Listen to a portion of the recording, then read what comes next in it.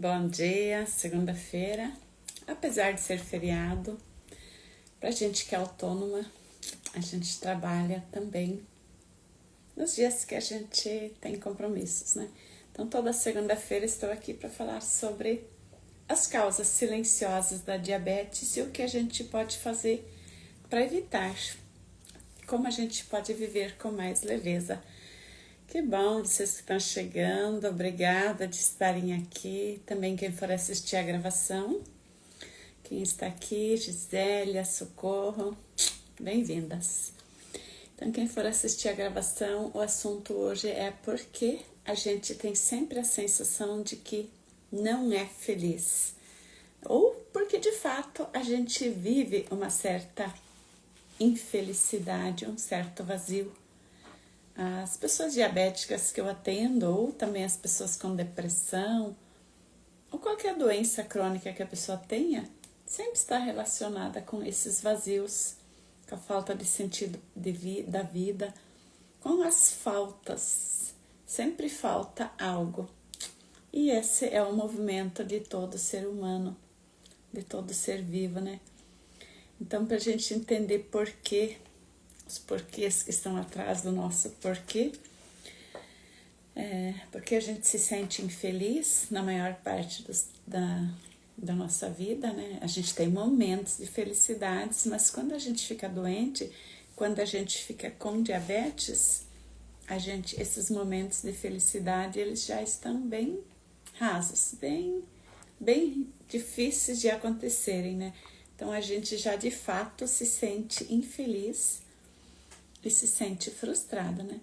Então, quando a gente fala que a diabetes é silenciosa, ela de fato não é silenciosa. A gente que não aprendeu a entender os sinais, né? E também a gente aprendeu que a diabetes que traz a depressão, os vazios, a ansiedade. E na verdade é o contrário, quem traz esses vazios que a gente vive, essa sensação de falta, que traz a diabetes, que traz o aumento da glicemia. Deixa eu colocar um bom dia aqui, enquanto o Instagram vai comunicando as pessoas de que eu estou ao vivo. Hoje é dia de feriado, mas muita gente está, mesmo assim,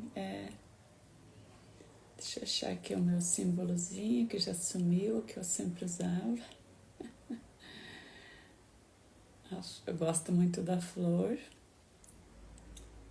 a rosa. Eu vou deixar aqui fixado. Porque a flor é um pouco do símbolo da alegria, da plenitude, né? A rosa principalmente, né? Então, por que nós tendemos a nos sentir infelizes, sentir vazios existenciais, né? A gente precisa olhar. Bom dia, doutora Neves, que bom te ver aqui. Vejo que você está fazendo bastante live. Então, volta e meia eu assisto as gravações também, né? Porque nem sempre a gente pode estar ao vivo, né? Então, para a gente entender o porquê do ser humano sentir esse vazio, a gente precisa, essa falta, essa sensação de que a gente precisa algo a mais para ser feliz, a gente precisa olhar para o nosso lado animal, nosso lado que nós somos iguais a todos os outros seres vivos mamíferos. A gente sempre tem a sensação de que falta, que a gente precisa lutar por alimento, a gente precisa buscar esse alimento com muita força, né? Com muita agressividade, às vezes até, né? Ou a gente adota o extremo, né? Pessoa desanimada, que depressiva, ela já quer que tudo venha pronto, né? Então, nós, seres humanos, animais, a gente tem a sensação de que quando a gente não está repleto, quando o nosso corpo não está bem alimentado, o que a gente sente por primeiro? A gente sente primeiro a irritação. A gente fica irritado, né? O nosso sistema nervoso fica todo abalado quando a gente não está saciado plenamente, não se sente saciado, né? E o mesmo também mesmo depois que a gente está com a barriga cheia, que a gente já comeu, tem um tempinho assim que a irritação acalma. E logo isso se transforma em ansiedade, se transforma em outros sintomas, né? Então, quando a gente percebe que a gente fica mais irritado quando tem fome, é o nosso lado animal que está buscando comida, né? E quando a gente tem muito alimento, igual os animais também são, né? Um animal que tem ali, está diante de digamos, um leão lá na selva. Quando ele está com abundância de alimento, o que ele faz? Ele fica com medo que o outro animal venha tomar. E nós, seres humanos, vivemos do mesmo jeito. Neuza, bem-vinda. Nós, seres humanos, vivemos do mesmo jeito na nossa sociedade. Quando a gente não tem nada, a gente não tem nada, no sentido, ou a gente acha que a gente não tem, a gente fica na sensação de falta. E aquilo que quando a gente tem, a gente fica com a sensação de que o outro vai tomar da gente. É só olhar para a nossa realidade, nosso entorno, cheio de câmeras de segurança, cheio de perigos. Então, o ser vivo, o ser humano, ele vive igual ao animal. Ao mesmo tempo que ele quer sempre mais, ele sempre tem que estar caçando, sempre buscando mais. Ao mesmo tempo ele está com medo que o outro tome, com medo que o outro pegue aquilo que é meu. Então aquilo é aquele território meu e tenho que estar protegendo com unhas e dentes, e com fazer seguro e fazer. Então a gente vive a maior parte do nosso tempo tentando proteger as coisas que a gente é apegado, né? Coisas, família também, pessoas, né? Então a gente fica, ao mesmo tempo que a gente está com ansiedade porque a gente acha que a gente não tem o suficiente, hoje a gente vive tão apegado a tudo que a gente fica com a sensação de que tem que proteger tudo isso, né? E a gente fica às 24 horas do dia tentando proteger os bens materiais, as pessoas que também a gente confunde com os bens materiais, né? A gente vive com as pessoas como se elas fossem também do mesmo jeito dos objetos, né? Então a gente acaba se perdendo da nossa razão mesmo de viver. A gente vive muito com tanto apego, com tantas coisas que estão no nosso dia a dia que a gente se perde daquilo que é essencial. Glaucia, bem-vinda. Então nós, seres humanos, resumidamente, a gente vive igual aos animais, brigando por mais alimento e protegendo aquele alimento que a gente tem. E quando não está tranquilo isso dentro da gente, a gente fica irritado e com medo. A gente fica irritado porque a gente sente que a gente não consegue, a irritação natural de que quando a gente não está alimentado, né? Ótimo feriado para você também, Glaucia. Quando a gente sente fome, a irritação vem automaticamente porque o nosso estômago, nosso sistema digestivo está pedindo mais, né? E quando a gente sente saciedade, o medo cresce mais. Então a gente vive praticamente a nossa vida buscando coisas que a gente não sabe nem o que são. Se a gente está fugindo do medo ou se a gente está fugindo da irritação, né? Então a gente acaba comendo mais, adotando compulsão alimentar, buscando preencher esse vazio, essa sensação de falta, né? E a gente acha que o que nos preocupa hoje? Por exemplo, toda pessoa que eu vou atender, quando a primeira sessão clareza, eu geralmente pergunto qual é a tua pedra no sapato, qual que é o teu problema maior hoje, quem entrou na comunidade também, porque a gente precisa identificar qual o problema que a gente acha que a gente tem. E depois, com o tempo, a gente vai percebendo que o problema que a gente acha que a gente tem não é o problema. A gente até acaba perdendo, se esquecendo quais os problemas que de fato são os que nos afligem, né? Então a gente acha que a gente falta dinheiro, a gente acha que falta reconhecimento, a gente acha que a gente não está no momento certo de fazer algo, né? Bom dia, Gabriel.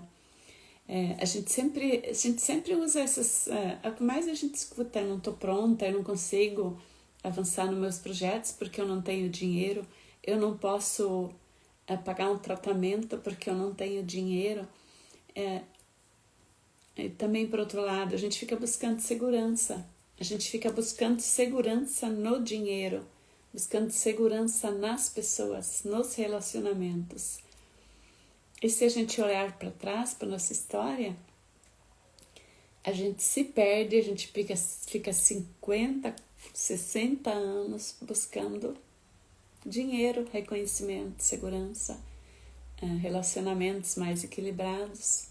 E porque as pessoas que têm tudo isso já, tudo isso que a gente acredita que é necessário para a gente ser feliz, para a gente ter saúde, por que essas pessoas não são completamente felizes?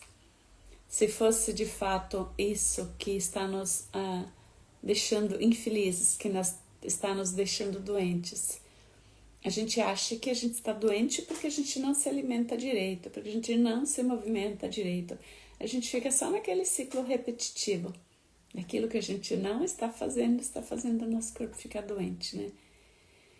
E isso, indiretamente, é o conflito da falta do bocado, que o Dr. Hammer da medicina germânica descobriu. Que quando a gente está na falta do bocado, nosso corpo vai começar a produzir inúmeras doenças, né? Inúmeras doenças vêm com essa sensação de falta, dessa sensação de falta. Não é só a diabetes, não é só o Alzheimer, não é só as doenças crônicas no geral. Então, a obesidade, depressão, ansiedade, tudo isso está relacionado... Bom dia, Rita! Tudo isso está relacionado com o mesmo conflito da falta do bocado, que é isso que eu estava falando, que nós vivemos igual os animais que ficamos brigando por aquele alimento que nós não temos ainda e ao mesmo tempo brigando para proteger esse alimento que já temos, né? Esse pouca coisa.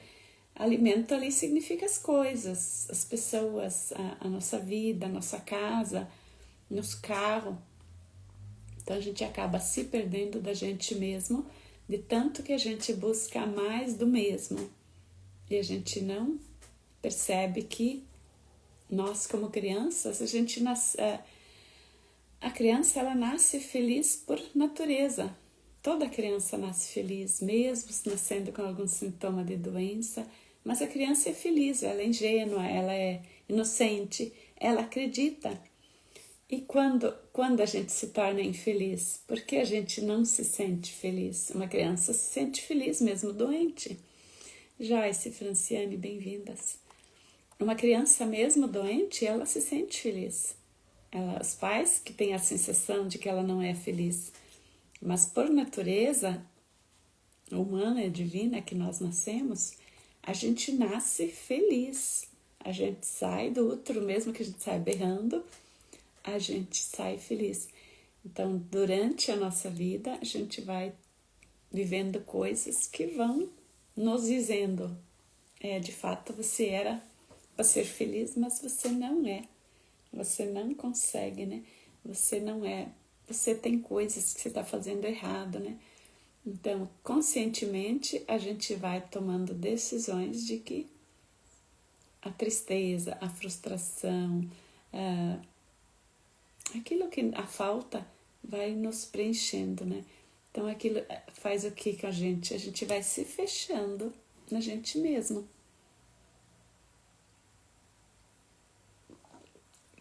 Ontem eu estava reunida com a família, a gente tirou o dia da Páscoa para sair com a família do meu esposo, né?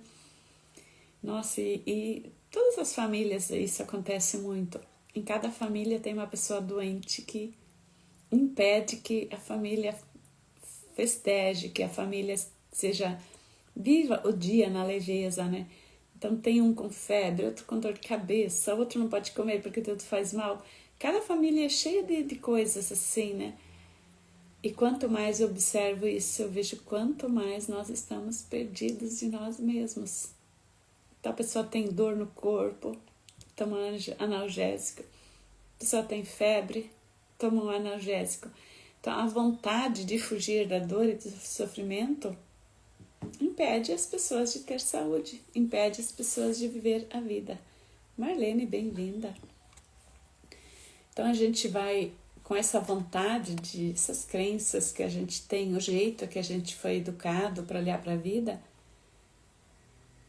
a gente vai adotando comportamentos de que tudo é ruim, tudo faz mal, tudo tem que ser evitado, tem que ser combatido, né? Então, quando você tem... assim, eu fico reflexiva nesses dias quando eu estou em famílias, assim, porque eu vejo quanto as pessoas estão deixando de viver a própria vida em função das doenças. Crianças, pessoas novas, né? Isso é um padrão de comportamento que ainda me assusta, ainda me preocupa muito, né? Então, a nossa felicidade por natureza, que a gente nasce com isso, essa leveza que a gente traz do berço, logo nos primeiros anos de vida, as famílias, o jeito que nossas famílias vivem, a criança já vai entendendo que tudo é proibido, tudo não pode, tudo é perigoso. E a natureza da criança que quer se divertir, que quer aproveitar, que quer estar em contato com a natureza, que quer viver solta, tudo isso vai sendo podado, né? Vai sendo tesourado, né? Cortado, né? E nós também fomos criados assim. Tudo foi proibido, tudo não pode. Às vezes a gente teve, com certeza vocês também me contem aqui, quem está aqui agora ao vivo, né? Vocês tiveram pais autoritários ou tiveram pais que eram muito ocupados, né? Que você sentiu que eram muito omissos, né? Então isso faz, depende do jeito que eles eram, depende do jeito que nós entendemos, aprendemos a olhar para eles, isso fez a gente também se tornar uma pessoa mais desligada, mais triste, mais frustrada, mais vazia, né? Então não é por acaso que a gente muitas vezes desenvolve os mesmos sintomas na família. Tati, bem-vinda. Então a criança por natureza é feliz, só que nos primeiros anos de vida ela já percebe que dentro da família dela tem muitas frustrações, que tem muitos motivos para não ser feliz. Meu pai era militar, bem autoritário, né? Uma criança que tem um pai autoritário, ela entende que ela não tem valor, ela não sabe fazer as coisas, né?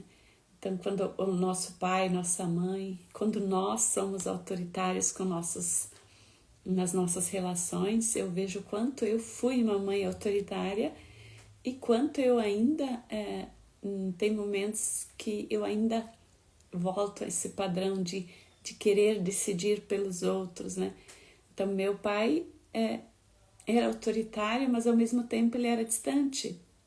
Ele estava sempre ocupado, ele dava ordem uma vez, mas ele não falava claramente com a gente. Então, a gente nunca sabia o que ele pensava, a gente nunca sabia por que ele estava com a cara fechada, se ele estava bravo com a gente, se ele estava bravo com a mãe, né? Então, ele era uma pessoa assim que o jeito dele ser, de encarar a vida, era distante. E isso faz a gente achar que a gente tem culpa da infelicidade do pai. A gente tem culpa, nossa mente interna, as névoas que a gente carrega no nosso olho, o jeito que uma criança olha para a vida, ela assume a culpa. E eu vejo isso hoje nas crianças, quando um pai e uma mãe são muito bruscos com a criança, o que a criança faz na hora? Ela se fecha, ela se emburra, e lá ela está pensando, se emburra, digo assim, ela se cala, normalmente fecha a cara também, né? E fica naquilo, ela fica pensando, o que ela fica ruminando? Ela fica tomando decisões para o futuro dela, né? Como ela vai ser e como ela não vai ser. Isso desde 5, 6 meses, uma criança que leva um tapinha na mão, que escuta uma voz um pouco mais alta, chora e a mãe não pega logo no colo, né? Uma criança, cada idade tem o seu jeito de ler a realidade, né? Para eu sobreviver, desafio as autoridades. Sim, mesmo que isso te cause sofrimento, você aprendeu a enfrentar as autoridades e a não obedecer às autoridades. Assim, porque a criança entende que obedecer ao nosso pai e nossa mãe, que são autoritários, vai deixar alguém infeliz. Então, se meu pai era autoritário e minha mãe era triste, logo, minha mãe é triste por culpa do meu pai. E depois também por minha culpa, porque eu nasci, eu tinha um monte de irmãos, então minha mãe vivia cansada. Eu tenho culpa de existir, por isso a minha mãe vive triste. E por isso meu pai tem que trabalhar muito. Então vira um ciclo vicioso de se culpar, de assumir culpas que a gente não tem e continuar nesse vício, né? E isso a gente só consegue resolver se a gente olha pra gente, né? Só se a gente está no caminho do autoconhecimento. Se eu fico no piloto automático, como a maioria das pessoas vive, sábado mesmo atendi uma mulher, nossa, o pai e a mãe é sempre aquela mesma história. Meu pai era desse jeito, minha mãe daquele jeito, mas eu tenho problemas que não tem nada a ver por causa deles, né? Normalmente a gente acha que isso não vem lá da criança, né? A gente acha que é por causa de hoje, porque falta dinheiro, porque falta um casamento bom. A gente fica achando que é no momento atual o nosso problema. Tudo por falta de comunicação e abertura aos diálogos, né? Só que uma criança de 6 meses, ela não consegue se comunicar do mesmo jeito que um adulto, né? Então, por mais que um pai e uma mãe se comuniquem bem entre eles, claro, se tem uma comunicação equilibrada, sem estresse, sem cara feia, sem choro, sem sofrimento, a criança já vai fazer uma leitura de que aquilo é bom, que aquele ambiente é agradável, né? Só que mesmo assim a criança super protegida também faz leituras, mesmo que os pais ainda fazem leituras que faz, às vezes, trazer doenças, né? Então, não dá para evitar que uma criança nunca fique doente, só para deixar claro essa parte, né? E nunca é culpa dos pais de alguém ficar doente. Nós, com mais de 18 anos, a gente fica repetindo as dores que a gente aprendeu lá nos primeiros anos de vida, né? Então, nossa tristeza, nosso vazio existencial, ele vem de lá, isso é certo. Só que ele é hoje potencializado pela vida que a gente leva agora. É só a gente olhar para a nossa realidade de novo, né? Então, se você está com 40 anos e tua realidade é totalmente flui tudo tá certo, teus negócios vão bem, você tem dinheiro, tem um bom relacionamento, tem tudo em equilíbrio, o teu corpo não vai manifestar doença, porque não está sendo potencializado nada, né? Agora, se você está, não importa a idade, e começa a manifestar uma doença, é porque tem algo que está em desequilíbrio dentro de você e que faz potencializar aquela dor, aquele vazio.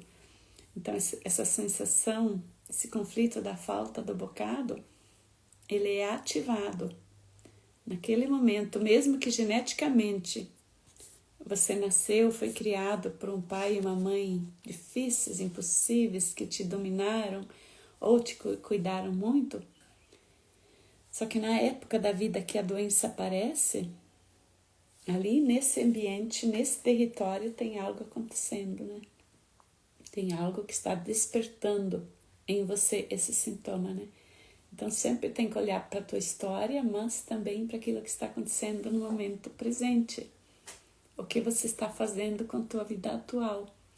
Porque senão a frustração, que nem era tão grande, porque tem pessoas que até uma certa idade vivem tudo às mil maravilhas. Só que de repente começam a se frustrar, começam a se sentir tristes, infelizes. É porque aconteceram coisas nessa fase onde começaram a se sentir. Só que o começo sempre é lá de trás, lá do fundo mesmo da nossa infância, né? E o que acontece quando a gente se sente mais infeliz? Essa frustração vai crescendo e a gente vai se tornando cada vez mais dependente emocional. Mais dependente, essa emoção não resolvida, ela vai fazer a gente buscar prazeres temporários. Por isso as pessoas buscam alívio em bebida, em comida, em drogas, em cursos, porque cada vez que eu compro um curso novo, me dá um prazer temporário. Nossa, eu consegui pagar 10 mil num curso, numa mentoria, isso dá um prazer temporário. Depois que passou a euforia, 2, 3 meses depois, eu já paro, eu já perco esse prazer temporário que é igual da dopamina que vem com o alimento, igual do açúcar, né? Esse prazer temporário, ele dura pouco tempo. Aí fica aquela pessoa que compra mais uma coisa porque era aquilo que faltava. E logo depois perde a empolgação, perde o prazer, né? Então isso é uma coisa natural de nós seres humanos. Mas como a gente vai mudar isso? Olhando pra gente, né? Então, por exemplo, se a gente pegar e fazer uma lista, 10 coisas que eu mais quero hoje, que me falta para eu ser feliz? Então pega caderno, caneta, anota 10 coisas, né? Tudo que me falta para ser feliz, né? E vou colocar, por exemplo, na meta desse ano, dezembro, janeiro, fazendo as metas do ano, 10 coisas que eu quero alcançar em 2025.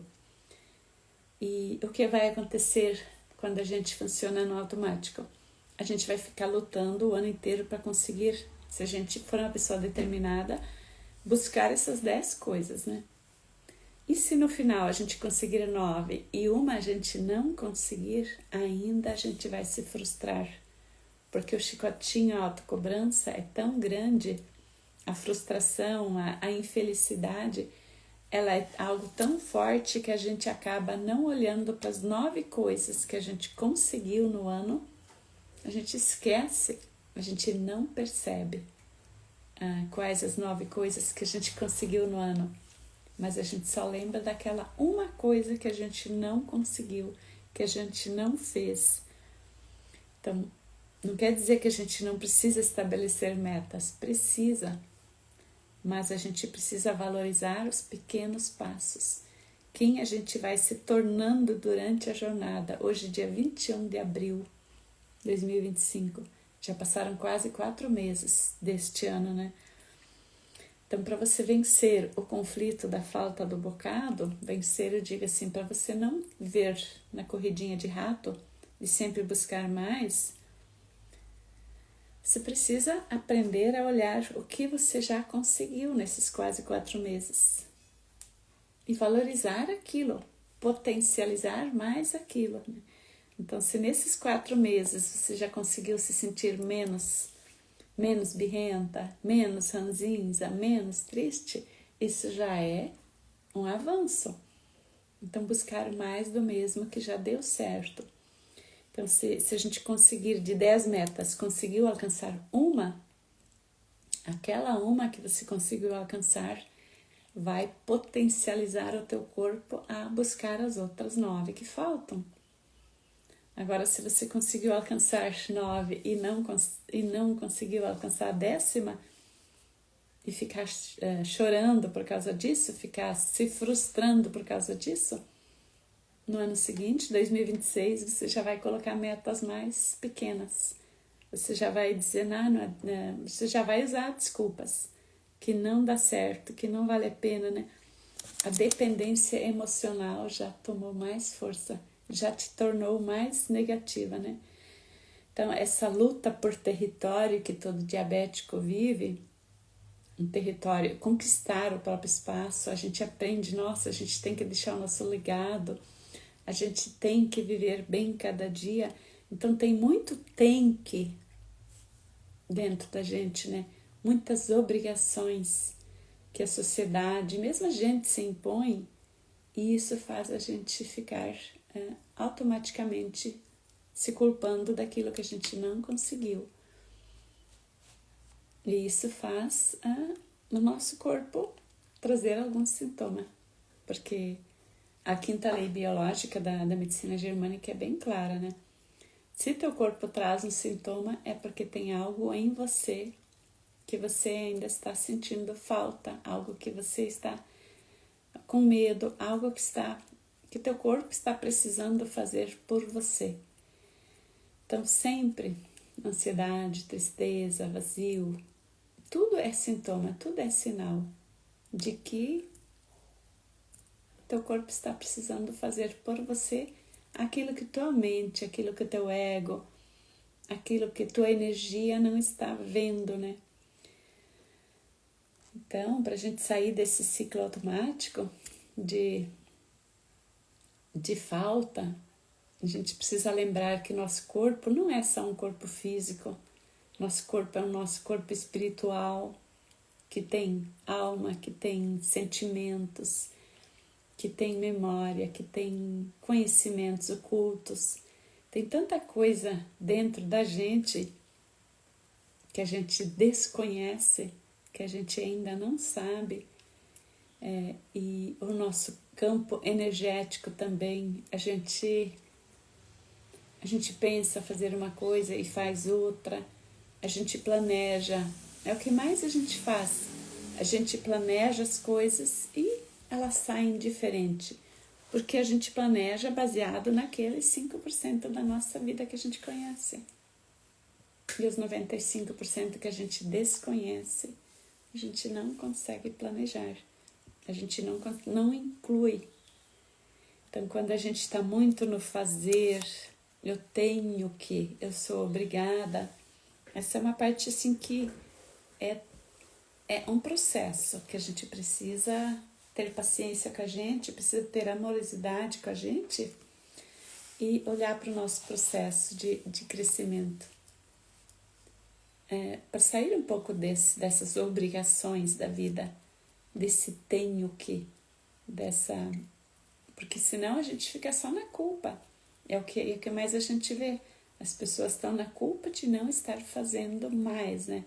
Então não pode ter um dia de feriado, não pode pegar um dia para repouso, não pode pegar um dia para curtir com a família, porque tem que trabalhar, né? Então, hoje de manhã fiz convite para as mulheres para a gente se encontrar. A maioria tem que trabalhar, mas tem muitas escolhas ali por trás disso, né? Então, por que nós temos que trabalhar tanto? Onde nosso corpo vai nos levar enquanto a gente não tem escolha de fazer diferente do nosso dia, da nossa vida, né? Então, essa falta de se sentir feliz tem muito a ver com a prisão que a gente vive, porque a gente não vive uma vida feita com as nossas escolhas conscientes. A maior parte da vida a gente faz escolhas inconscientes, causadas essas escolhas são sempre pautadas naquilo que a gente não teve, ou naquilo que a gente já sofreu, ou naquilo que a gente já concluiu, naquilo que nossa criança decidiu fazer da gente, né? Então, quando a gente está nesse ritmo automático de viver a nossa vida, de fazer as escolhas baseadas na nossa irritação, na nossa falta de paciência, na nossa falta de conexão com as pessoas, a gente vai continuar fazendo sempre do mesmo. A gente vai continuar fugindo da responsabilidade, continuar fugindo do sucesso, dos resultados também, né? Porque a gente se baseia no outro. A gente pega o outro como referência, né? Então, a gente não consegue se comunicar com clareza, que nem a Tatiane trouxe, né? A gente não se comunica com clareza com as pessoas porque lá dentro da gente a gente não tem clareza nem sobre o que nós queremos. Me coloquem aqui, acho que só tem mulheres, deixa eu dar uma olhada aqui, quem tá aqui comigo ao vivo. Tudo mulheres. Então tá, vamos falar assunto de mulher aqui. Uma coisa que sempre me pega. Vou falar sobre que nós mulheres, e as mulheres que eu atendo também, né? O que a gente gostaria de encontrar num companheiro, um homem? Que tipo de marido, que tipo que você gostaria que seu marido fosse? Quem quiser arriscar, escrever aqui no chat, né? Ou se não, só pense para você também, mas se quiser escrever é interessante, né? Eu lembro que algum tempo atrás, fazendo uma terapia, porque meu casamento não está do jeito que eu gosto, a terapeuta pediu para eu escrever. Ela me passou 10 perguntas para eu responder. Eu não soube responder nenhuma, porque falta de clareza, falta de saber quem eu sou.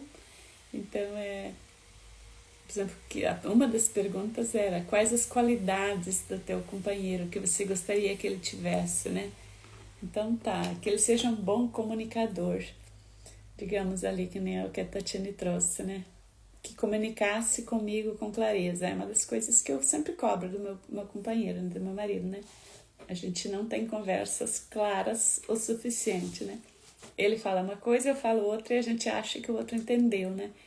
E depois dá as confusões, né? Aí foi uma das coisas que eu coloquei para trabalhar na terapia, que a gente possa se comunicar com mais clareza, né?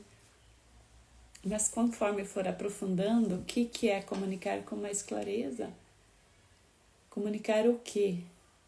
Em relação a quê? O que de fato eu queria que ele fizesse, o que de fato eu faço. A gente logo bate de frente com a gente mesmo, né? Então a gente, normalmente, nós mulheres queremos do nosso marido coisas que a gente não faz e não consegue fazer. Eu acho que vocês que estão aqui não têm marido, não estão me respondendo. Ai, ou não querem expor, né? Então, meu marido não está assistindo a live agora, daí ele assiste ao vivo, depois da gravação ele não assiste. Aí eu posso falar dele, né? Do nosso relacionamento, né? Então, entre nós, a dificuldade de falar com clareza, a mesma dificuldade que eu tenho com ele, eu tenho com as outras pessoas. Ele é só um espelho.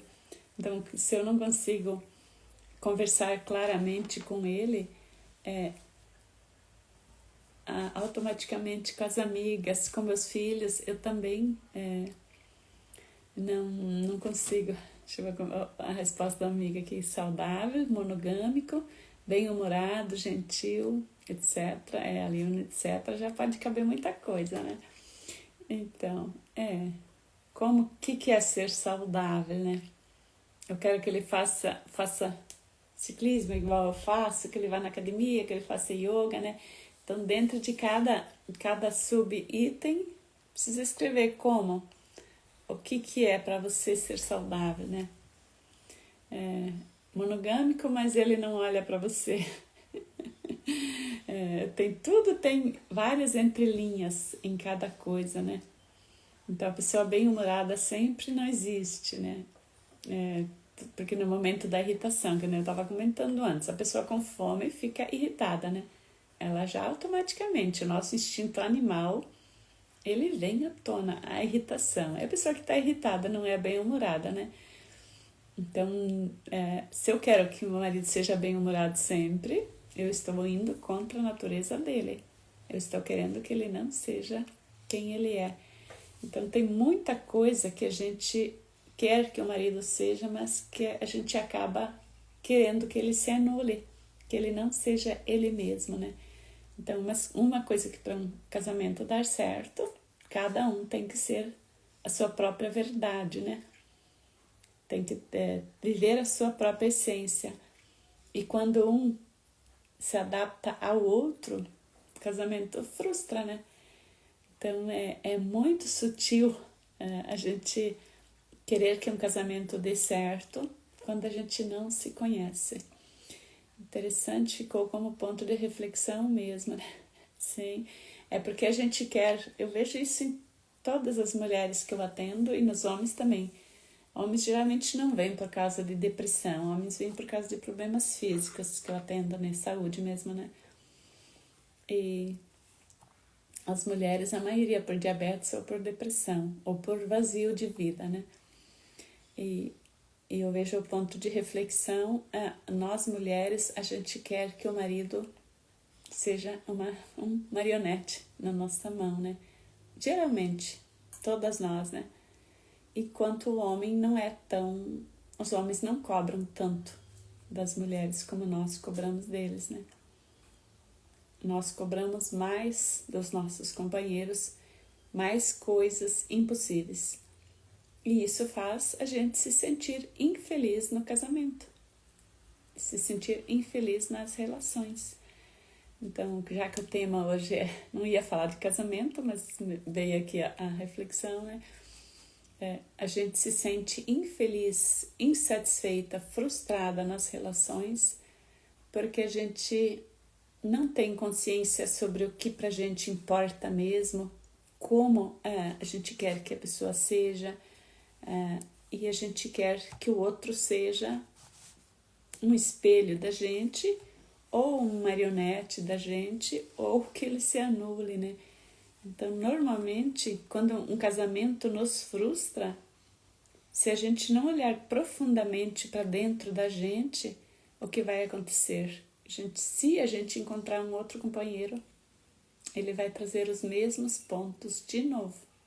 Ele vai vir de novo, ele vai se tornar, ao longo do relacionamento, de novo aquela mesma pessoa, igual aquele companheiro antigo, né? Igual nosso pai, igual tudo aquilo que nos rodeia, né? Então, tudo aquilo que a gente vê de negativo no nosso pai, de positivo, ou aquilo que a gente finge não ver, quando a gente não olha para o nosso pai de uma forma humana, que é o problema da maioria das mulheres, principalmente depois dos 40, a gente olha para o nosso pai como um ideal apenas, a gente põe uns rótulos e pronto, né? Que a Glaucia antes comentou, era militar e autoritário, né? Aí precisa achar mais uns 30, 50 outras facetas dele, né?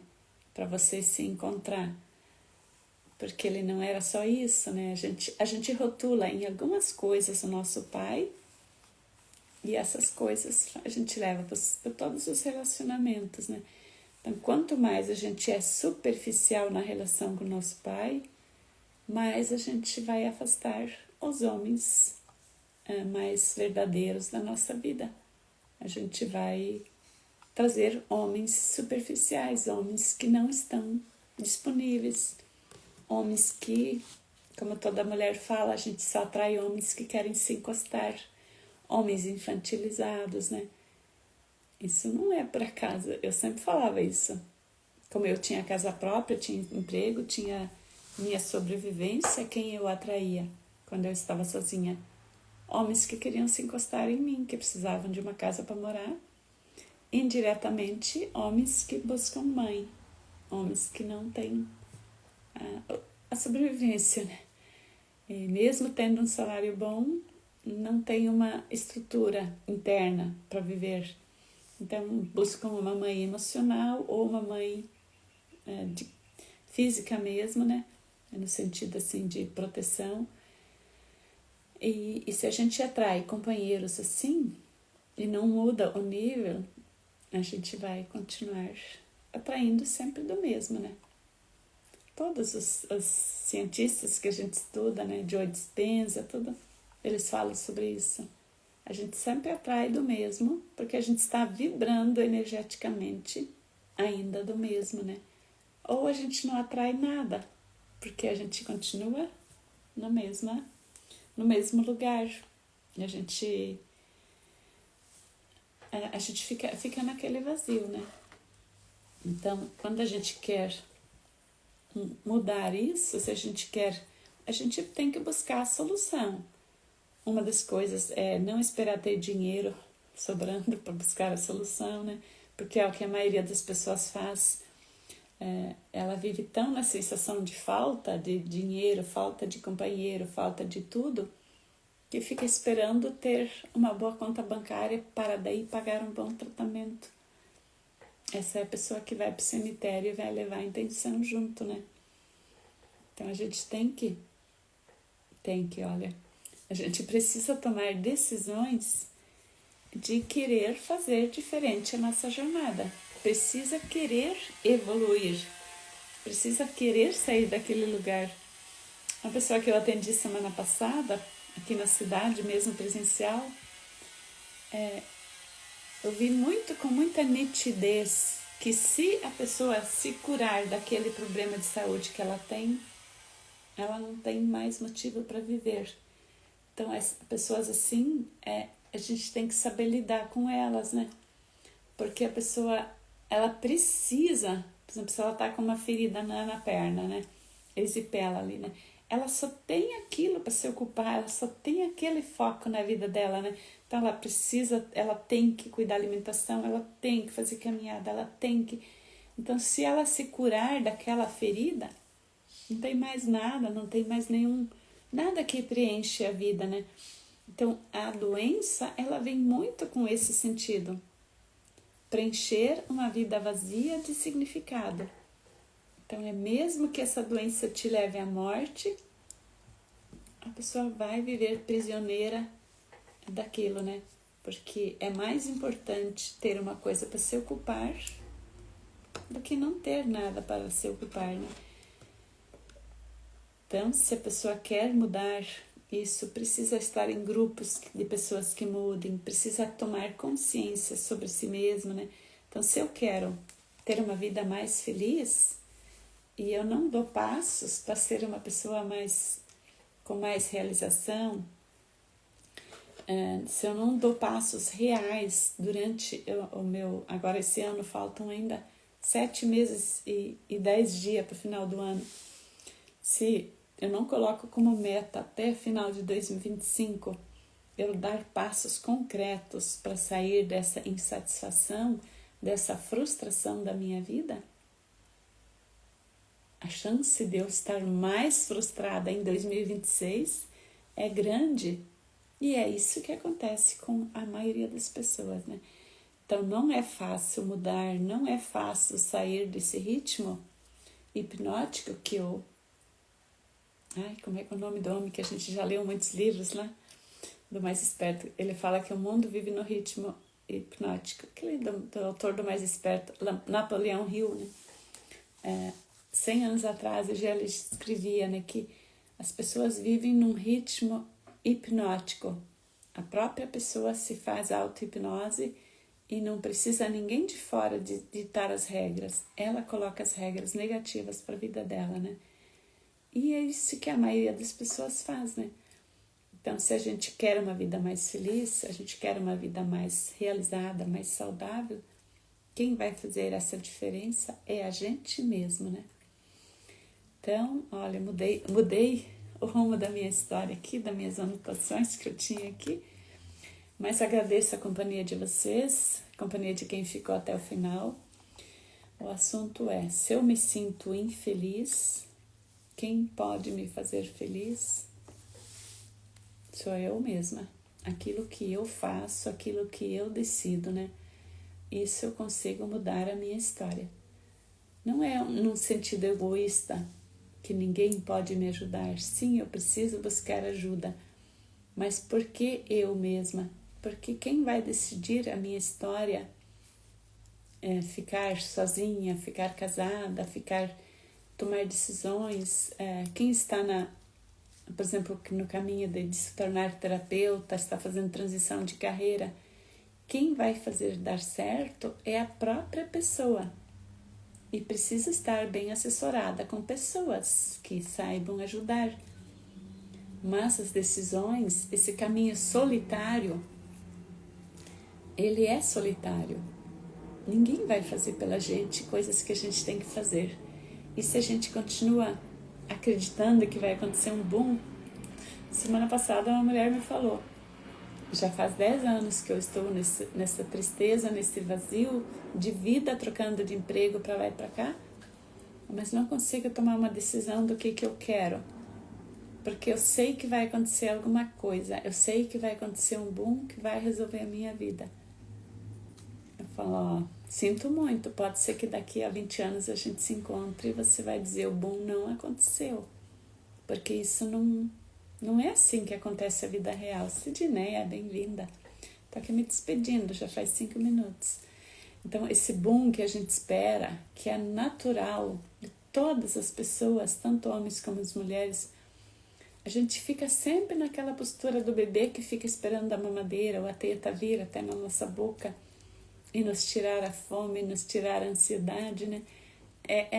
Faz parte da nossa natureza de mamíferos. A gente sempre vai ter momentos de, eu vou esperar aqui, amanhã é outro dia, amanhã a coisa acontece, né? Tem uma parte que precisa confiar, a gente não precisa fazer tudo. Tem Deus que nos guia, o mundo é movido por forças maiores do que a gente. Só que tem coisinhas pequenas que nós temos que decidir, que nós temos que fazer, né? As coisas mais pequenas, as coisas grandiosas, elas acontecem automaticamente, né?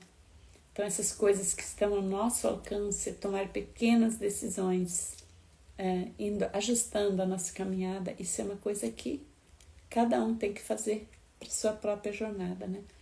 Então, tomar consciência daquilo que a gente pode fazer, separar aquilo que a gente não pode. E ano passado, 2024, eu coloquei como meta no início do ano a oração da sabedoria. Aprender a distinguir o que eu posso fazer e o que eu não posso. Ainda não aprendi muito, mas já consegui encontrar mais calma para minha vida, né? Porque o que faz a gente ser infeliz? A gente quer fazer coisas que não nos competem. Então a gente fica comandando nossa mãe, a gente fica tomando decisões pelas pessoas que são tomando decisões por coisas, colocando energia em coisas que não tem solução da nossa parte, né? Que quer mudar o mundo. Nossa, isso é o que mais tem. Pessoas que acreditam que podem mudar o mundo, mas não conseguem mudar o próprio hábito de se alimentar direito. Então é incongruente. Se eu não consigo adotar uma dieta equilibrada para mim, não consigo adotar um hábito saudável de me exercitar, mudar o mundo vai ser um buraco no oceano, né? Então, primeiro eu preciso provar para mim que eu sou capaz, para depois eu conseguir fortalecer e ajudar em pequenas doses, mudar as coisas externas, né? Então, gente, obrigada. Até amanhã, 8 horas, estarei na comunidade falando sobre coisas. Porque as pessoas desistem, é o tema de amanhã. Então, quem não está na comunidade Novo Olhar para os Sintomas, precisa pedir o link do Zoom, que é lá que a gente posta. Tchau, tchau.